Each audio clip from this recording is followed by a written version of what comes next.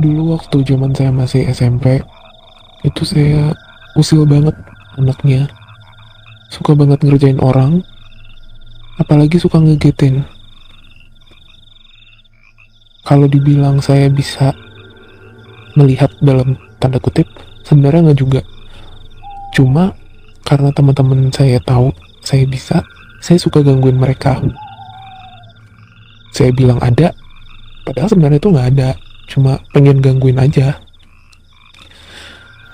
Jadi suatu ketika waktu saya kelas 2 SMP, kita kedatangan tamu sekolah dari provinsi lain yang studi banding ke sekolah kita. Kebetulan sekolah saya ini senang banget ngadain menginap di sekolah minimal setahun sekali, plus acara pramuka camping di sekolah. Acara menginap dengan teman-teman dari provinsi lain ini dilakukan 2 hari 1 malam. Jadi kita rame-rame sama mereka nginep di sekolah.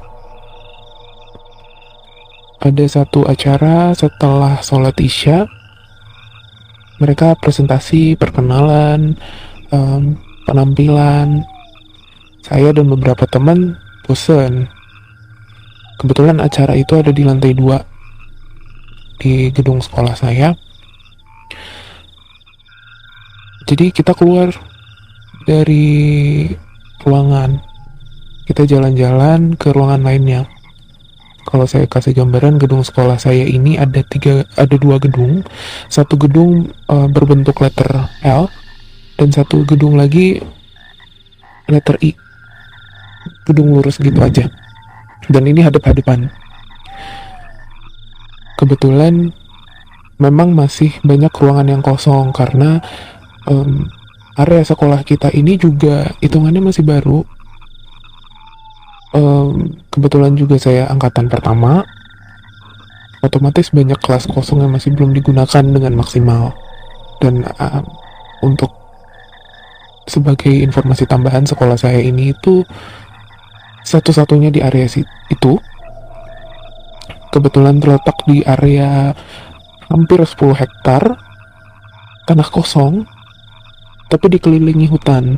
Kebetulan sekolah kita ini di ujung dari beberapa sekolah lainnya yang ya kira-kira cuma berjarak 600 hingga 800 meter yang paling dekat. Nah, kemudian kita jalan-jalan ke ujung kelas yang di gedung yang letter L. Kira-kira mungkin berlima apa berenam gitu, saya lupa. Kita ngobrol di pojokan. Jadi pas lagi ngobrol-ngobrol, kita didatengin sama guru. Kalian ngapain? Ayo masuk. Nggak sopan sama teman-teman. Masa tamu ditinggal? Cuma ya dasarnya lagi bandel-bandelnya anak-anak ya. Kita masih stay di sana. Guru saya balik ke ruangan, kita masih di situ. Awalnya kondisinya kita lagi duduk di lantai. Jadi kita duduk di depan satu kelas. Kelas-kelas kita ini jendelanya rendah. Jadi kalau kita berdiri tuh sepinggang ke atas tuh kita bisa lihat keluar masuk. Jadi kalau orang seluruhan tuh kelihatan. Waktu kita berdiri, saya bercandain teman-teman. Itu apa tuh di dalam? Terus mereka kaget dong. Pas dilihat nggak ada apa-apa. Terus mereka lagi kesel-kesel begitu. Tiba-tiba satu teman saya mukanya jadi pucet, diem aja, nunjuk-nunjuk ke dalam. Pas kita rame-rame ngeliat ke dalam kelas itu, ternyata beneran ada yang berdiri di dalam, perempuan, tapi saya nggak bener-bener jelas gitu bentukannya. Cuma perempuan lagi berdiri ngeliatin kita. Rambutnya gak lumayan panjang-panjang amat sih, mungkin sebahuan lah. Dia lagi berdiri ngeliatin kita. kita jerit, kita kabur. Kita langsung menarik perhatian orang banyak di sana. Kita ditanyain kenapa gitu. Terus kita rame-rame bilang, itu bu, itu ada yang berdiri di dalam kelas gitu. Di situ kita ngerasa kayak, aduh, harusnya kita jangan bandel. Terutama saya, jangan suka usilin orang. Nah, ketika kita turun ke bawah, acara udah selesai, kita pergi ke kantin. Si ibu kantin penasaran, kenapa sih tadi ribut-ribut? Temen saya cerita, ternyata kata ibu kantin, di sekolah kita ini memang ada yang nungguin perempuan. Ibu kantin itu rumahnya persis di samping kantinnya.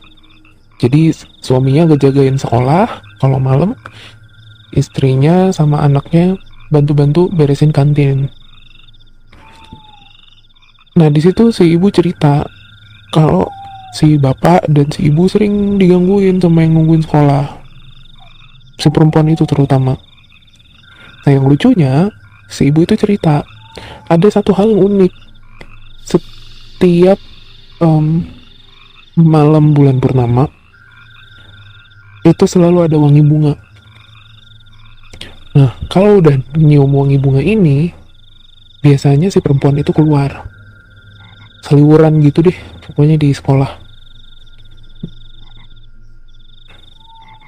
Saya penasaran dong, saya lihat ke langit, bulan.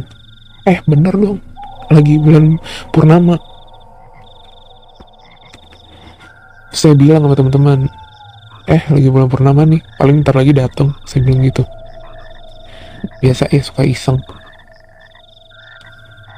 Terus udah teman-teman saya sedikit-sedikit habis jajan balik ke kelas untuk siap-siap tidur. Kemudian tinggal saya dan teman saya masih ngobrol sama ibu dan jajan sambil makan. Nggak lama kita dipanggil dari kejauhan sama guru untuk siap-siap tidur. Pas lagi jalan dari arah kantin ke kelas, bener tuh, saya nyium wangi bunga. Wangi banget. Kayak mirip-mirip wangi bunga sedap malam. Kemudian gak lama, saya diem di tempat karena saya kaget. Saya langsung manggil teman saya, nyium gak sih? Nah, teman saya tuh nggak percaya karena pasti dipikir saya bohong lagi nih mau ngerjain. Terus dia bilang, enggak nyium. Pas kita jalan lagi, tiba-tiba teman saya nyium wanginya. Beneran loh, katanya. Nyium gak sih? Katanya, iya dari tadi, dari kita jalan. Gak lama, saya punya insting untuk ngelihat ke arah kelas saya yang ada di paling ujung gedung letter I. Jadi kebetulan paling ujung dekat kantin.